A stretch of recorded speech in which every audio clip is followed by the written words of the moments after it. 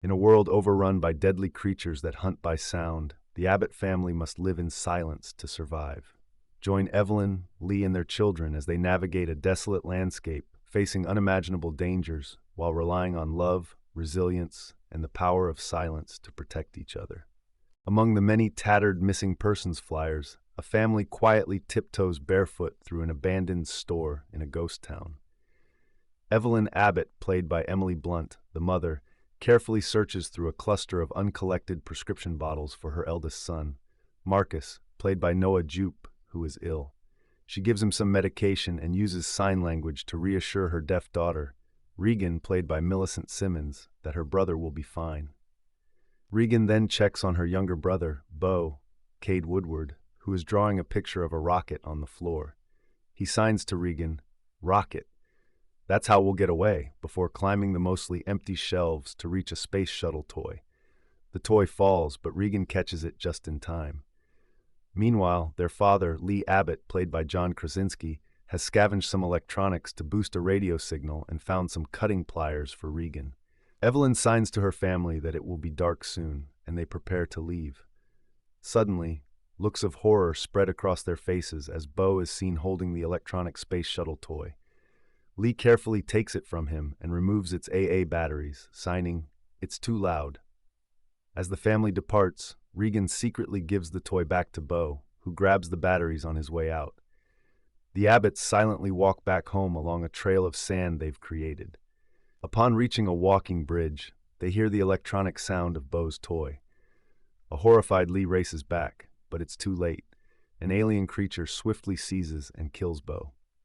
Back at their family farm, Lee is in the basement, where he has set up an extensive surveillance system of cameras and monitors, a radio, and various electronics to try to contact other survivors. The walls are covered with news clippings about an alien invasion, along with Lee's notes like blind, attack sound, and armor. Evelyn, meanwhile, is in the cellar, where she hangs a mobile she has crafted. She is pregnant and sets up an oxygen tank connected to an infant breathing mask, placing it next to a covered, soundproof baby crib. Lee moves to the top of the grain silo and looks through pictures of Beau. Evelyn asks Regan to tell her father that dinner is ready, which she reluctantly does. After a silent prayer, they eat quiet foods on leaves of lettuce instead of plates. Later, Regan and Marcus play Monopoly, but Marcus accidentally knocks over a lantern, setting the rug on fire. Lee quickly puts it out, and they quietly wait for any consequences. Hearing a loud noise on the roof, Lee looks out the window and is relieved to see a raccoon fall off. He heads to the basement to work on a cochlear implant processor for his daughter. Evelyn joins him, and they share a smile and slow dance to Neil Young's Harvest Moon. While Lee pours sand on their walking paths, Evelyn checks her blood pressure in the cellar. Her due date is just a couple of weeks away. She listens to her strong, healthy heartbeat through a stethoscope. Regan, being careful to walk only on the marked parts of the floor that don't creak, enters the house and wants to go down to the basement, but her dad stops her. He has added small amplifiers from a stereo to her new cochlear implant processor and wants to put them on Regan, but she stops him, signing that they never work. Disheartened, Lee hands them to her and sets out on an excursion with Marcus, who is scared and reluctant to go. Regan wants to go instead, but Lee tells her to stay and take care of her mom. Upset, she tries on the new cochlear implant processor in her room, but when it doesn't work, she is devastated. Regan packs a bag with her cutting pliers and a wrapped object from her dresser and leaves the farm. Lee takes Marcus to the river and teaches him that making small sounds is okay as long as louder sounds are nearby. Next to a waterfall, they can speak freely without fear of being heard. Marcus asks why Lee didn't let Regan come and if he blames her for Beau's death because she blames herself. Lee says it was no one's fault and should tell Regan he still loves her. Meanwhile, Regan reaches the walking bridge where a makeshift memorial has been constructed for Beau. She unwraps the object from her dresser, revealing it to be the space shuttle toy, and uses pliers to cut a wire so the toy lights up without making noise. Back at home, Evelyn carries a laundry bag from the basement, but gets snagged on the stairs, causing her to fall and exposing a nail sticking up from the stair. On their way home, Lee and Marcus encounter an old man in the woods and notice his wife's dead body nearby. Lee implores the man to stay silent, but he lets out a primal scream instead. Lee grabs Marcus and runs as the man is quickly killed by an alien. Back home, Evelyn's water breaks. She heads to the basement and steps on the exposed nail. She manages not to scream but drops picture frames, drawing an alien into the house.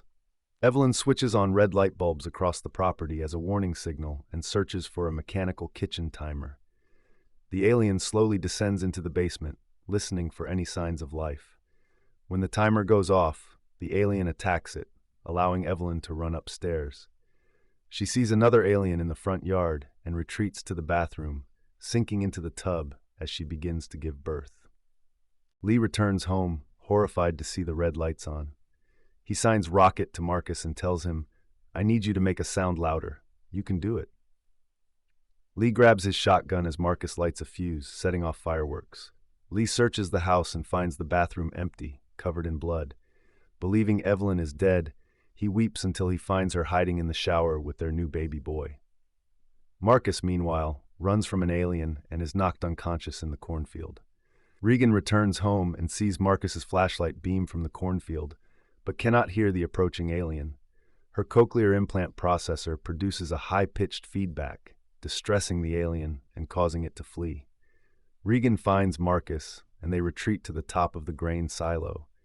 Lee takes Evelyn to the cellar and places their new son in the soundproof crib. Evelyn, filled with regret, makes Lee promise to protect their children before getting some rest. Water floods the cellar, and an alien enters, but Evelyn hides with the baby. On top of the silo, Marcus signs, "Don't worry, he'll come for us." Regan shakes her head, replying, "He'll come for you." Suddenly, the hatch breaks, causing Marcus to fall inside. The alien in the cellar is drawn out by the noise. Regan jumps in after Marcus and saves him, but she quickly sinks into the grain. Marcus pulls her to safety as the alien crashes into the silo. Regan's processor emits feedback, driving the alien away. Regan and Marcus hide in a pickup truck. Lee arrives and is attacked by the alien, causing Marcus to scream. The alien rips open the truck, but Regan turns off her processor. Now the alien resumes its attack. Lee, injured, signs to Regan, "I love you. I have always loved you," then yells to sacrifice himself. The children roll the truck back to the house, reuniting with their mother. Evelyn and the kids retreat to the basement, where Regan sees her father's work on the cochlear implant processor for the first time. Overwhelmed, she scans Lee's notes about the alien's weakness and switches on her processor, creating feedback. The alien collapses, and Evelyn shoots it with the shotgun.